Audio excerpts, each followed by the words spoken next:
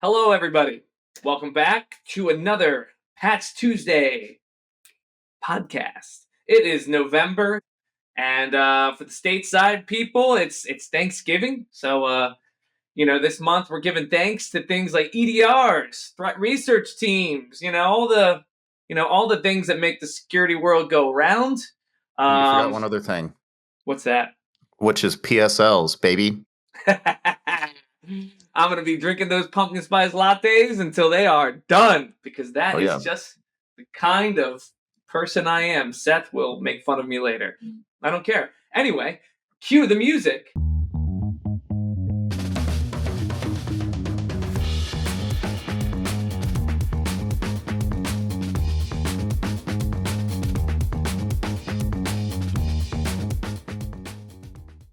All right.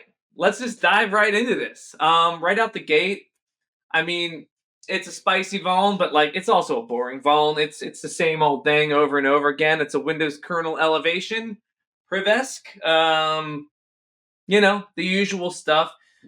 Get your training in, all that stuff, because it's usually an attachment or something like that kind of kicks one of these bad boys off.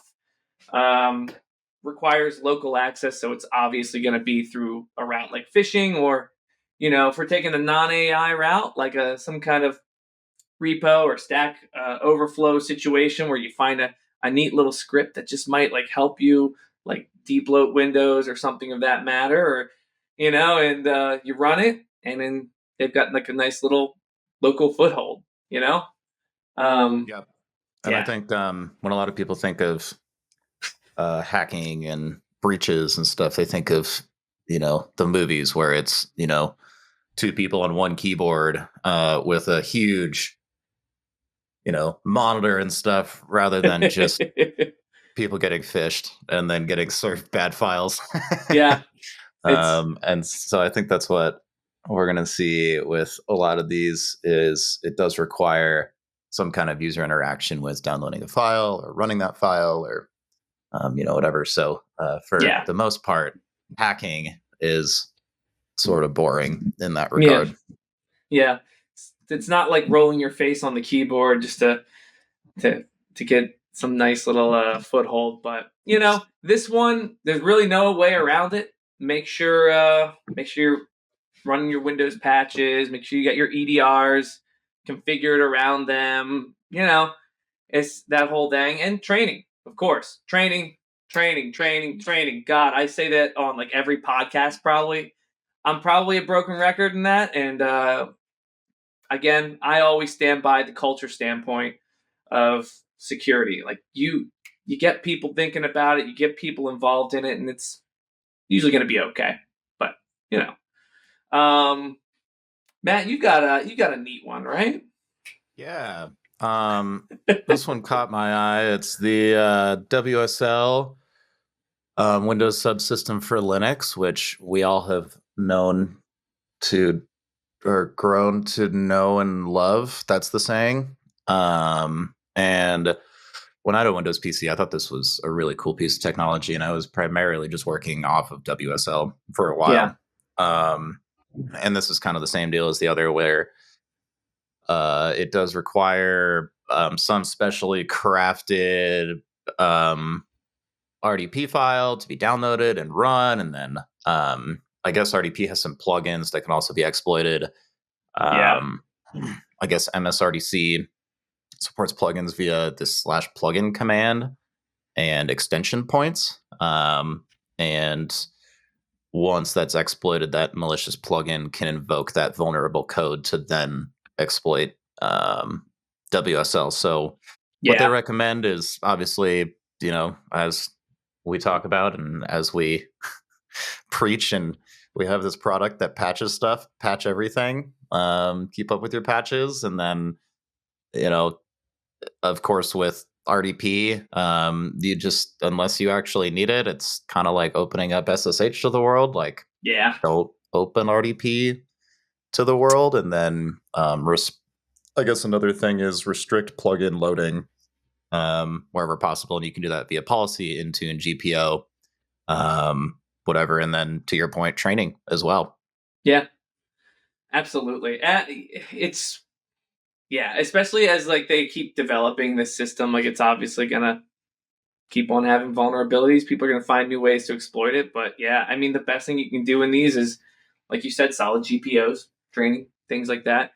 Um, yeah, but always fun to see that develop there. Yeah. Yeah, and then our last one, I really wanted to touch base on this one. It's not being exploited in the wild like our first one with the kernel elevation, but as we move kind of into the age of AI here, I mean we're in it, but like as we keep moving through it, this one's a cool one. Agentic AI Visual Studio Code remote code execution vulnerability. That's CVE 2025 62222. Um, it's a pretty high severity command injection in agentic AI and VS Code, and it can let an attacker run arbitrary code on developer machines. So it's one of those things that kind of highlights like the need as like you're developing AI applications, but also using more AI extensions. Really, really vet those extensions. Um, Kind of like every developer endpoint really, really just becomes an even higher risk asset. So, it's really interesting because it just says improper neutralization of special elements using the command. So, it just sounds like a flaw in how it sanitizes like the command, the prompt. It's Yeah, we were trying to figure that out if that was part of the prompt, which could be a command, like on the yeah, back end, or if it's maybe something where you invoke the extension, kind of like with Claude, where you have to do what is it, /Claude or something to yeah, invoke it, and then maybe some of those options are I don't know. We couldn't quite get more information on it, but yeah. yeah, I mean, I actually don't know. Are there products out there that scan VS Code extensions? Does EDR usually do that? I mean, yeah. So I know in our stack we get hits like around like extensions that are like malicious.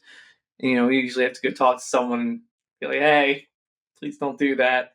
Right. Um, there are great like settings like depending on if you have a standardized IDE. I know like everyone likes their own flavor, but like if you have a standardized IDE, you can set up good like workspace like trust relationships, like and like restrict like the AI agent extensions because it's around the agent extensions that have the ability to move and pivot around on a system. Like they've got all that access. Like even if you're just giving them access to a folder, they could potentially make modifications to like your CI/CD stuff if you're using like any kind of like pipeline through your like GitLab, GitHub like situation.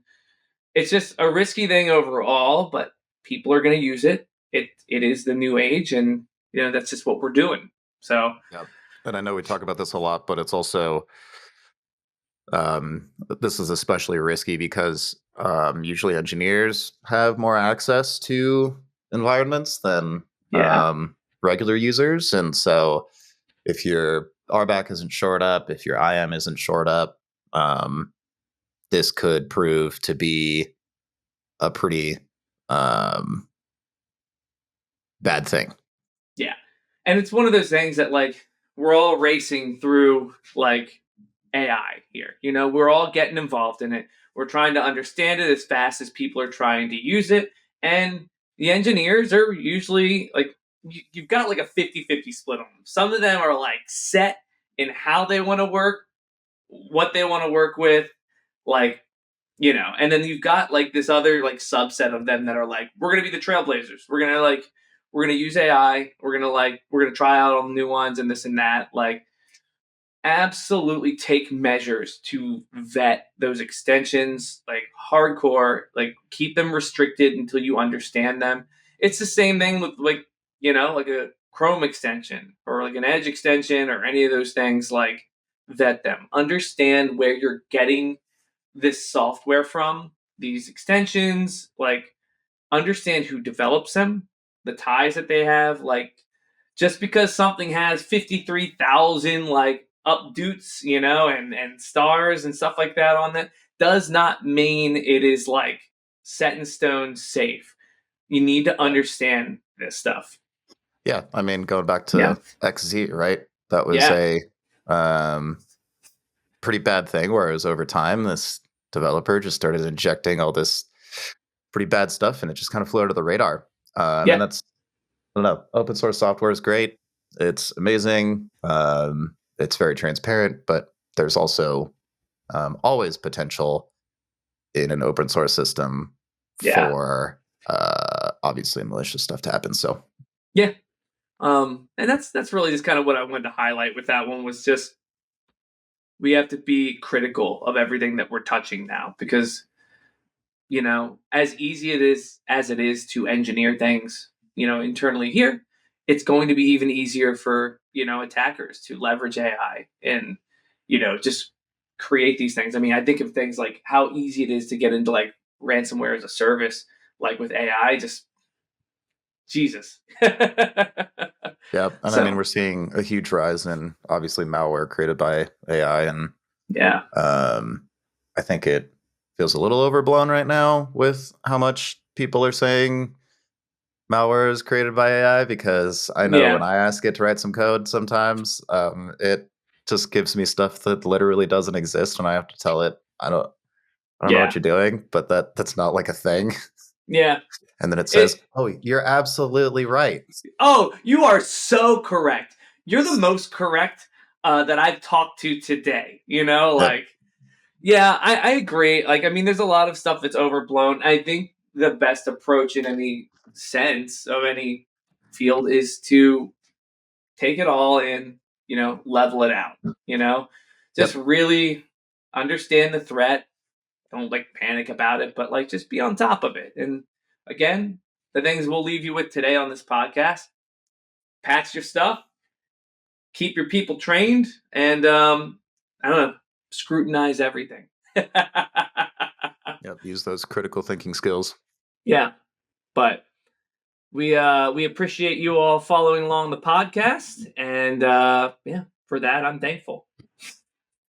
But you all have a great November, great Patch Tuesday. Lock it up. See you, everybody. Thanks, everybody.